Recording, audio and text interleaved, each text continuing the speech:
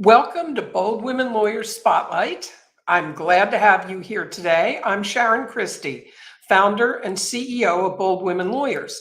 I am a lawyer. I've been a lawyer for a long time. I was a partner in a med mal and PI firm for about 15 years, and then I had a solo practice doing nothing but disability law for the last 16 years. I was in active practice. Then I was able to merge my law firm with another firm. I became of counsel so that I had the ability to launch my new business, Bold Women Lawyers, where I'm a business strategist and business coach for lawyers in solo and small firm practices. I'm really glad you've joined me today. We're here once or twice a week talking about all things solo and small firm. And today's topic is technology. Technology is exciting and it's terrifying all at the same time. Whether you are just starting out in your law business or you've been in practice in your own firm for a number of years, you have to make lots of decisions about technology. It's never just a one and done, as we all know.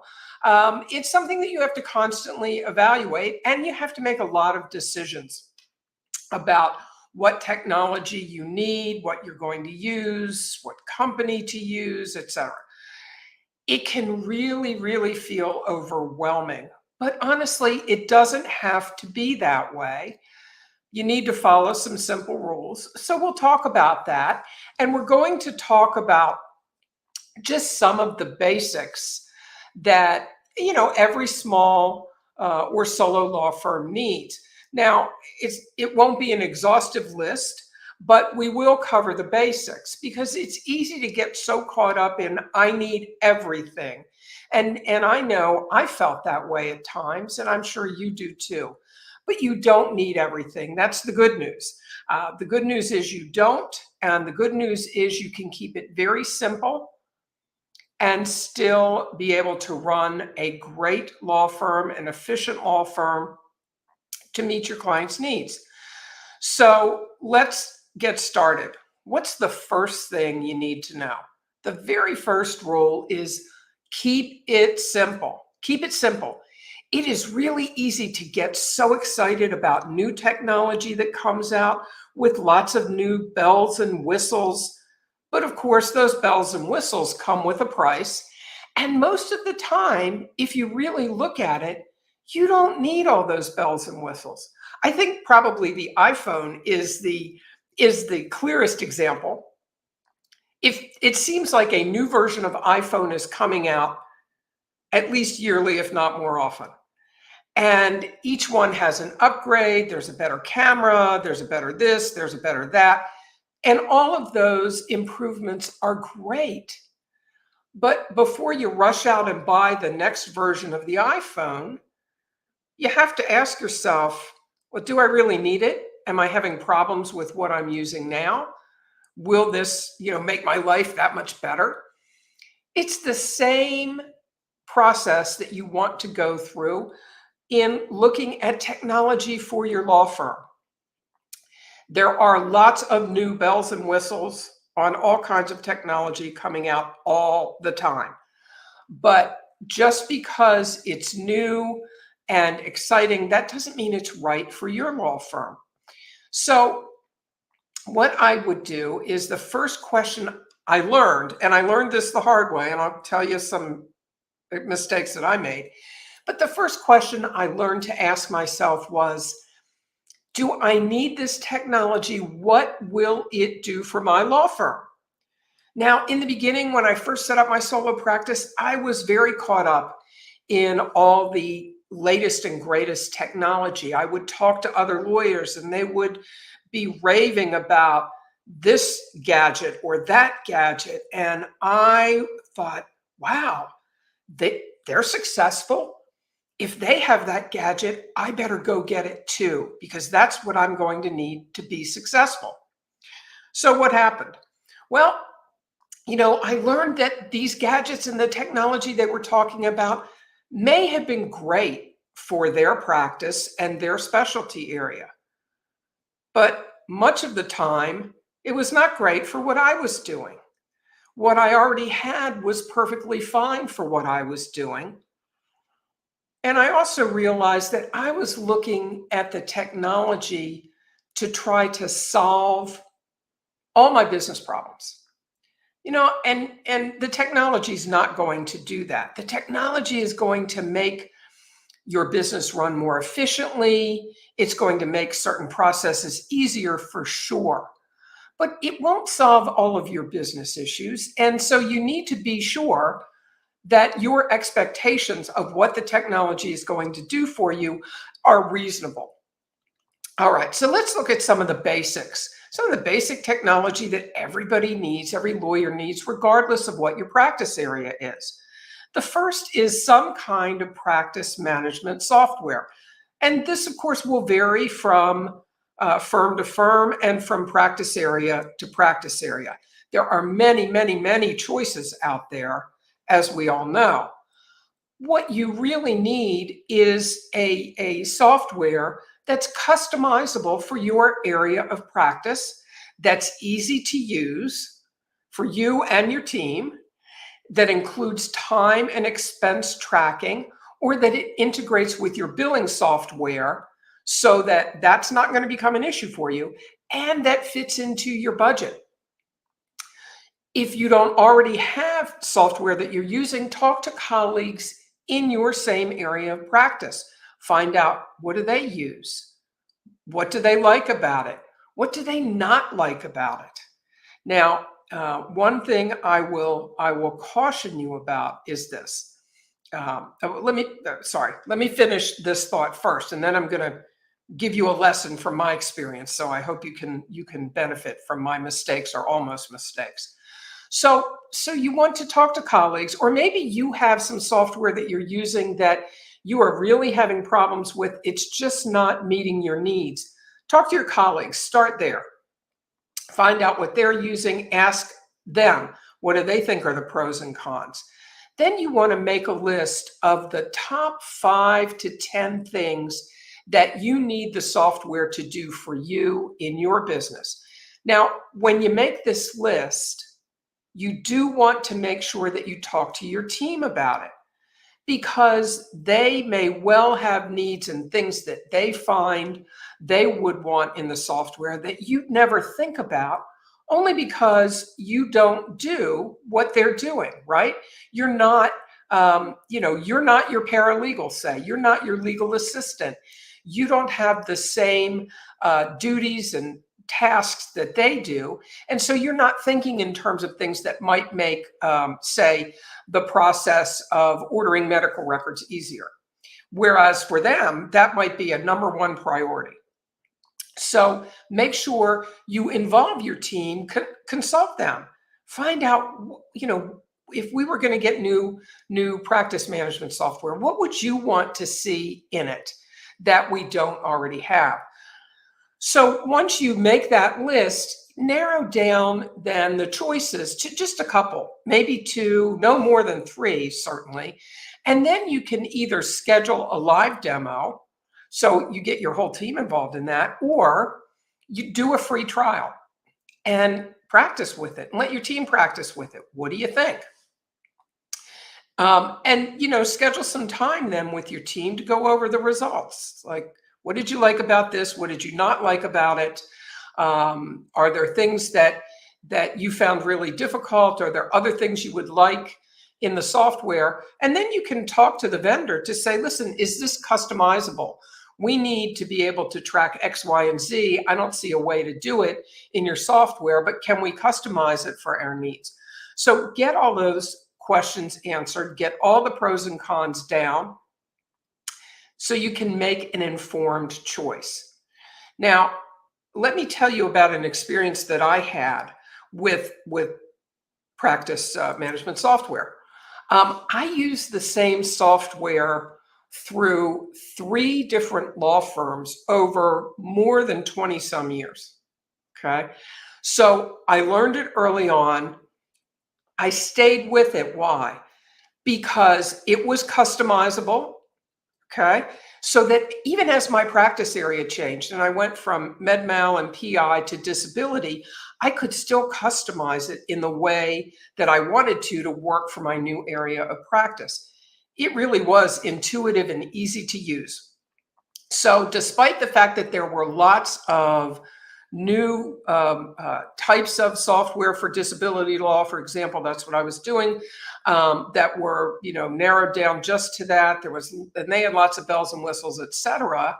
I found that I could do almost the same stuff with what I already had, and we wouldn't have to go up a new learning curve, which was great because it was serving our needs. I didn't need to change. Now, here's what happened. Over time, it was stored on the server at my office, this program. And of course, over time, they went into the cloud. And so I had lots of solicitations to switch to the cloud-based version. I never did that. And there was a lot of sort of, not pressure from the vendor, don't get me wrong, but it was just sort of that external pressure. Everybody's in the cloud. Everybody's in the cloud. Should I go into the cloud? Well, it was an easy decision for me, and here's why. I looked at the numbers. I looked at the dollars and cents. What it was going to cost me to go to the cloud version over the course of a year was going to be 5 times more than what I was paying for the server-based version. That was an easy decision. Yeah, and people would say, yeah, but when you're not at the office, the cloud version is how you can, get into the software, and that's fine. But there was an alternative to that. I used Go to My PC. I installed it on everybody's computers at the office so that if they were not at the office, they needed to hook in, they could. And even with the added cost of, in my case, Go to My PC, the cost of going to the cloud was still 5 times higher. So I never did it, and I never regretted not doing it. So when you see these new developments, they're great. The cloud's great, but make sure that the dollars and cents make sense for you and your firm. So practice management software, that's number one. Scheduling apps. Now, I've talked to a lot of lawyers and lawyers that I've worked with that were very resistant, at least initially, to the idea of using a scheduling app. What do you mean my clients are going to schedule time themselves? But once you think about it, you realize it makes a lot more sense because you have now eliminated the need for all of those back and forth phone calls to schedule a meeting, to schedule a deposition prep, to schedule the time to come in and sign documents. And you know what I'm talking about. It hopefully is not you making those calls, but somebody on your staff is having to call and schedule the appointment, and then the client calls back, oh, I can't really make it. We need to schedule another appointment. And then you have a hearing that gets scheduled, and so you have to reschedule it again. That in and of itself can drive people just completely crazy. And it's a waste of time. It's a waste of time. So the scheduling apps, as the saying goes, I think they're the greatest thing since sliced bread. And that's a very old saying, but honestly, I love scheduling apps because of the way they free up your time and your team's time. They're easy to use and they're inexpensive. Now, there's a whole variety to choose from, and you want to check them out and test them out to see the ones that you like the best. But remember, they're not just limited to scheduling an appointment.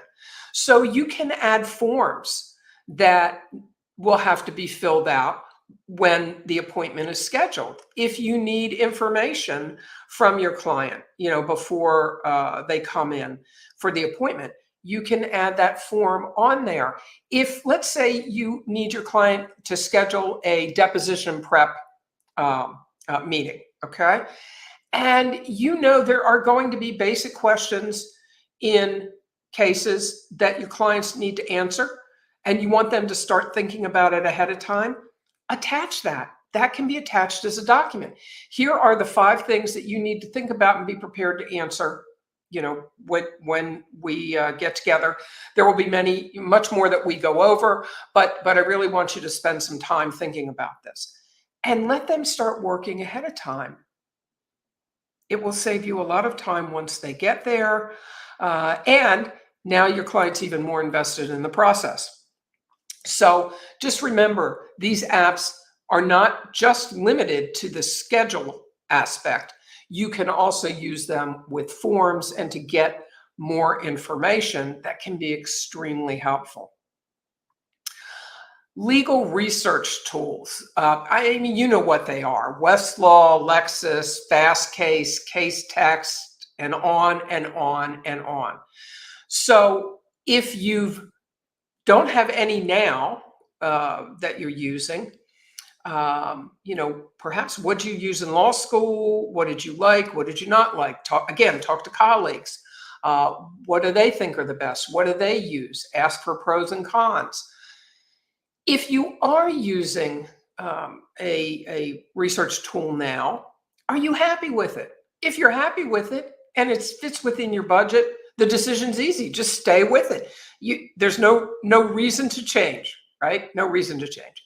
But if you're not happy with it, again, do the research, especially talking to colleagues to get good and bad, and then ask for demos, ask for free trials so you can check it out yourself and see what you find is easiest to work with and that fits within your budget. Because there's always another alternative in terms of price. So take your time, but make sure you have made a choice that is good for you and for your budget. Video conferencing. Now, I know everybody has Zoom fatigue. They're tired of it. But honestly, as you know now, these are great tools for video calls and video conferences. So there's Zoom, there's GoToMeeting, there's Microsoft Teams, there's WebEx, and on and on and on. There's lots and lots and lots to choose from. The first thing I think you want to think about is your client. How sophisticated are they in using video conferencing? How easy is the platform that you are choosing? Is it going to be easy for them to use? My clients were consumers. As time went on, they became much more tech savvy. But there was a point at which they were not terribly tech savvy, and I needed to make sure I was sending them or using what was going to be easiest for them. What's easy to download to your phone? What's easy to click on? I think most of them are easy now, but I really had to think about that. And then I asked clients, like, did you find it easy to get on this call? Did you have any trouble? Because I wanted to make sure that they were going to be able to do it. Video conferencing was a real boom for me. I had done most of the work with my disability clients over the phone because, frankly, most of them, because they're disabled, didn't want to come into the office. But the ability to actually see somebody and talk face-to-face was a huge improvement. But I wanted to make sure that they were able to do it easily. I didn't want this to be an extra burden for them. Whatever platform you use, whatever software you use for your video calls and your video conferencing, two things you want to make sure you have that are good: a camera and a microphone. Now, right now, I'm using a Logitech Brio camera. It's great. It's easy to use. It plugs right in. And believe me, I am not tech savvy at all. I need to be able to plug it in and turn it on, plug and play. And I'm fine with that. But if it's more complicated than that, I'm probably going to have a problem. Same thing with the microphone. I'm using an AT2500 USB microphone. Here's a word of caution, and I'm sorry if you hear the buzzing in the background, but they're actually cutting the grass right outside my window right now. But here's a tip in buying a microphone. Make sure it's a USB, okay? I made that mistake. I was so excited about, oh, I should get a microphone. I need a microphone to do my video calls and to shoot my videos and to do LinkedIn Lives. And oh, yeah, this is great. I'm going to get a great microphone, except it wasn't a USB. And it came and I had no idea where I was supposed to plug it in, how I was supposed to plug it in, and it sure didn't work with my laptop. So make sure that whatever you use is compatible with the equipment that you already have. And I will tell you, I made that mistake more than once. And I made it because I was too excited by what other people were telling me about how great different gadgets were. I will tell you flat out, I bought a lot of stuff I didn't use. You know, I had way back when different tripods for my phone, and I had tripods for cameras, and I mean, just all kinds of stuff. I'm embarrassed to even think about it now, that I was told by someone I respected and who was successful, oh, this is so great, you have to get this. But I didn't research it, and I went and got it, and it just sat in a drawer for a long, long, long time and never got used. So don't do that. Okay, let's talk about answering services. Now, I know this isn't 100% technology, okay? But it is important, and I sort of consider it technology. It's not really, but I'm going to throw it in anyhow because I think it's that important. You know, think about what it feels like when you call a company and you end up in voice bot hell or voicemail hell. That's the technology part, right? You got the voice bot, you know, how can I help you? And tell me what you're calling about. And then they don't understand what you're saying. And you know that we've all had it, and we're screaming representative into the phone. Okay, it's bad. That is bad technology. You know, when people call a lawyer, an accountant, a professional, they're calling because they have a problem. And they really just want to speak to a real person, but all they get is that computer voice. It's not great. So how do you solve that problem? You know, either you have staff who are going to answer the phone, you have, you know, hire a receptionist or whatever you want to call him or her, or you have live answering services. There's tons of them out there. I will caution you though, look carefully at the cost. How do they charge? Do they charge by the call or by the minute? What happens if it's a robocall? Do you still get charged for that? Some companies will charge you by the number of calls, others by the length of the calls. Definitely talk to colleagues and find out what their experience is like and get recommendations. You also want to make sure you're using a service that will allow you to customize your greeting, right? Because you want people to know when they call you who they're calling. You want it to be friendly. You want them to, the potential client to say, oh, wow, you know, I like the way I'm being treated already. So make sure that you have that ability. Okay, some other technology, scanners. All right, desktop scanners are very affordable now and easy to use. There was a time when they weren't, and they were bulky, and they were, okay. That's not the case anymore. If you need them, e-fax, you know, that's taken away the need for these crazy fax machines, right? You can get e-fax. It's simple, it's inexpensive. With the scanners, if you do need a scanner, make sure you have a good feel for the volume that you need before you invest, because you want to make sure that whatever you are purchasing can handle the volume that you need for your practice. So that's probably the best way to make the choice. Can it handle your volume? And then of course look at the price. But the volume is, if you're in doubt, choose the higher volume, because there's nothing more frustrating than just waiting forever for things to scan. Okay. And I sort of chuckled to myself about the scanners because it's really great, what the abilities are now, as opposed to those monstrous machines that you used to have wheeled into an office. And they were filled with bells and whistles, again, most of which you wouldn't need, but you had to pay a whole lot of money to either buy it outright or rent it every month. Desktops are a great solution to that. Online file storage. This becomes an issue. Like, are you paperless? Can you convert to paperless? Even if you're not paperless, what is going to be stored online, and where are you going to put it? What do you need? How many people will use it? Is it secure? That's probably the biggest question out there.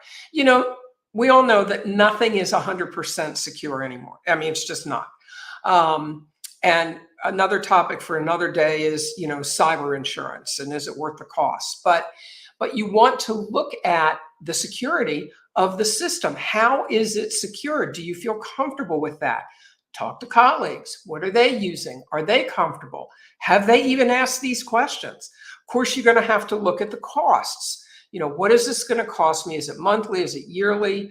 How big is the storage? And is that going to be enough for me? You may not know. I mean, you may start at a low number and see where it ends over time. And you may have to, increase your storage amount, and that's okay. So if you're not sure, I would start at the lower number and then see what you need over time, as opposed to just taking the largest amount of storage that's there and you may never use it. But some of the basic services now, Microsoft OneDrive, Google Drive, Dropbox, Box.com. There's more than that. That's just a few examples. Again, talk to your friends and colleagues and find out if you're not sure, if you're confused, or if you don't know where to start. Find out where they start. What are they using, and how do they like it? So there's some basics of technology and a little bit of non-technology. I know, I admit that. A little bit of non-technology that I wanted to talk to you about today. But just remember, again, basic rule: take it slowly.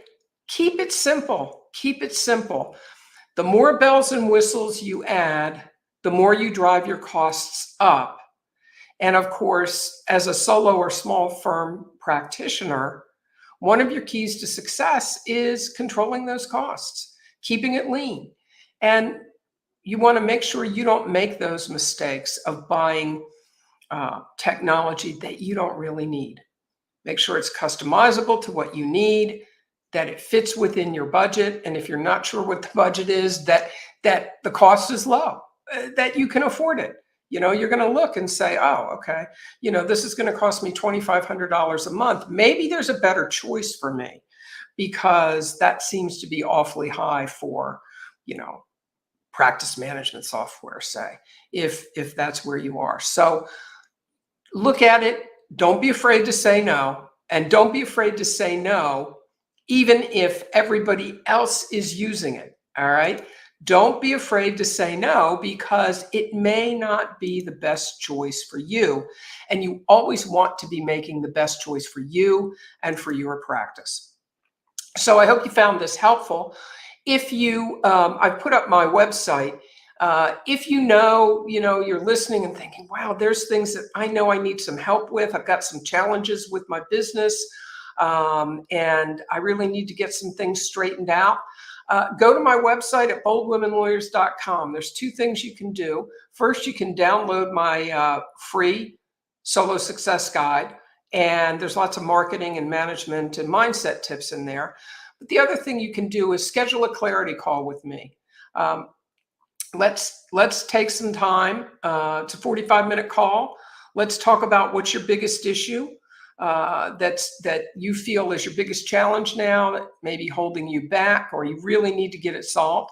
We'll talk about it and see if it makes sense for you and I to work together with one of my programs to resolve your issues. And even if we don't work together and decide that it's just not the best fit, that's okay, because I can guarantee you that with this call you will get at least one actionable tip that you can implement right away. So please go and do that. I'd love to talk to you, and I hope you have a terrific rest of your day.